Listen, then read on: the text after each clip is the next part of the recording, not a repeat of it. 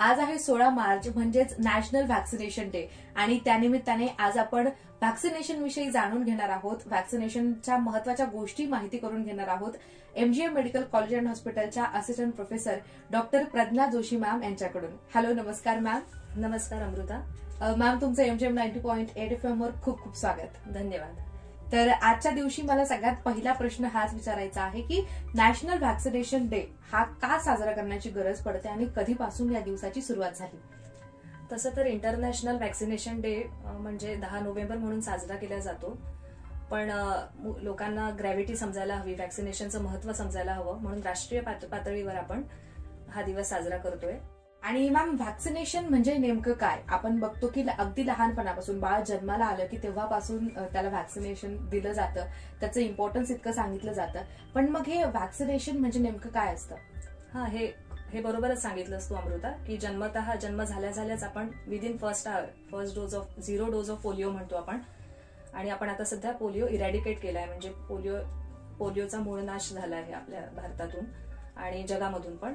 तर त्याच्यात व्हॅक्सिनेशनचा खूप मोलाचा वाटा आहे. जसं बाळ जन्माला येतं तसं 1 तासाच्या आत आपण ओरल पोलिओ व्हॅक्सिन म्हणून 0 डोस देतो.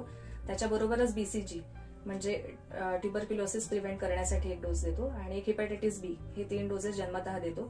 त्याच्या व्यतिरिक्त नॅशनल इम्युनायझेशन प्रोग्राम मध्ये दर 1 महिन्याला पहिल्या 3.5 महिन्यापर्यंत आपण डोसेस देतो आणि त्याच्यानंतर गोवर आणि विविध आजारांपासून बचाव करण्यासाठी वेगवेगळे व्हॅक्सिनेशन देतो आपण. आणि मॅम, या व्हॅक्सिनेशनचे काही टाइप्स असतात का? व्हॅक्सिनेशनचे विविध प्रकार असतात. एक तर म्हणजे लाईव्ह व्हॅक्सिन्स असतात, काही इनॅक्टिव्हेटेड व्हॅक्सिन्स असतात म्हणजे ज्याला आपण किल्ड पण म्हणतो, आणि काही सब युनिट व्हॅक्सिन्स असतात. काही आजारांच्या विरोधात लाईव्ह व्हॅक्सिन्स परिणामकारक असतात, काही आजारांच्या विरोधात किल्ड व्हॅक्सिन्स अवेलेबल आहेत. आणि त्याच्या व्यतिरिक्त काही स्पेशल व्हॅक्सिन्स म्हणतो आपण, म्हणजे काही लोक विविध आजारापासून ग्रासलेले असतात. जसे काही जणांना किडनीचे आजार असतात, कुणाला दम्याचा आजार असतो, काही जणांना फुफ्फुसांचे आजार असतात विविध.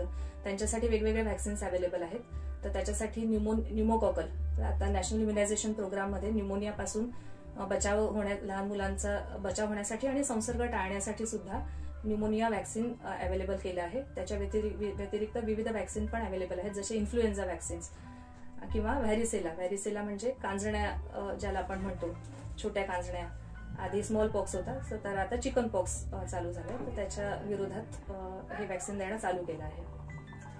आणि मॅम, व्हॅक्सिनेशनचं महत्व काय? म्हणजे व्हॅक्सिनेशन कोणकोणत्या, आता जसं लहान मुलं असेल, आता तुम्ही पेडियाट्रिक डिपार्टमेंटचे आहात, तर लहान मुलांसाठी कोणकोणत्या व्हॅक्सिन्स असतात? जसं मी सांगितलं, नॅशनल इम्युनायझेशन प्रोग्राम भारताने खूप छान प्रोग्राम चालू केला आहे. यामध्ये जन्मतः आपण व्हॅक्सिन देतो. त्याच्या व्यतिरिक्त 1.5 महिना, 2.5 महिना, 3.5 महिना याच्यामध्ये पेंटावॅक म्हणजे आपण ज्याला 5 गुणी म्हणतो, आधी ते ट्रिपल व्हॅक्सिन म्हणायचे, तर त्यात 2 व्हॅक्सिनचं ऍडिशन झालं आहे. तर खूप साऱ्या रोगांपासून बालकांचा बचाव होतोय आणि मॉर्टॅलिटी आपण जे म्हणतो, म्हणजे मृत्यूदर जे लहान मुलांमध्ये आहे, तर व्हॅक्सिननी त्या मृत्यूदर फार कमी झाला आहे.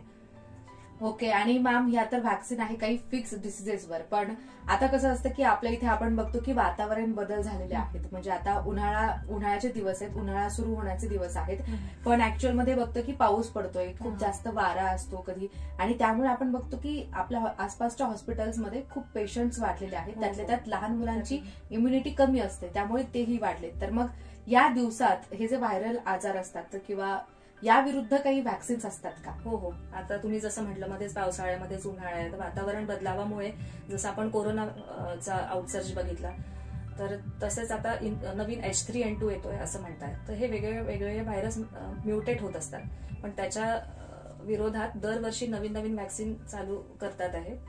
तर जसं आपण कोरोनाच्या विरोधात व्हॅक्सिन घेतलं, तसं लहान मुलांमध्ये इन्फ्लुएन्झा व्हॅक्सिन देऊ शकतो आपण.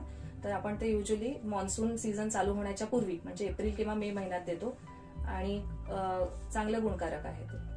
ओके मॅम, जसं आता आपण बघितलं की हे वातावरण बदलानुसारचे व्हॅक्सिन्स आहेत, पण अशाही काही व्हॅक्सिन्स आहेत का की ज्या स्पेशली महिलांसाठी आहे? कारण महिलांमध्ये जे ब्रेस्ट कॅन्सरचं प्रमाण म्हणा किंवा सर्व्हायकल कॅन्सरचं प्रमाण म्हणा, हे दिवसेंदिवस असं आढळून येते अभ्यासात की वाढत जाते. तर यासाठी सुद्धा काही व्हॅक्सिनेशन आहेत का? हो. त्याच्यासाठी पण 9 ते 11 वर्षाच्या दरम्यान आपण एक ह्युमन पॅपिलोमा व्हायरस, तर हा व्हायरस एक सर्व्हायकल कॅन्सर म्हणून आहे, तर त्याच्यासाठी कारणीभूत ठरवला गेला आहे. तर त्याच्यासाठी तो प्रिव्हेंट करण्यासाठी आपण ह्युमन पॅपिलोमा HPV व्हॅक्सिन 9 ते 11 वर्षाच्या दरम्यान आयडियल एज आहे, पण कॅचअप व्हॅक्सिनेशन कुठल्याही महिलेच्या लग्नापूर्वी देऊ शकतो. Okay, thank you so much ma'am. आज व्हॅक्सिनेशन डे निमित्त तुम्ही आम्हाला खूप महत्वाच्या गोष्टी सांगितल्या, त्याबद्दल तुमचे MGM 90.8 FM कडून आणि माझ्याकडून खूप खूप आभार. Thank you so much Amruta.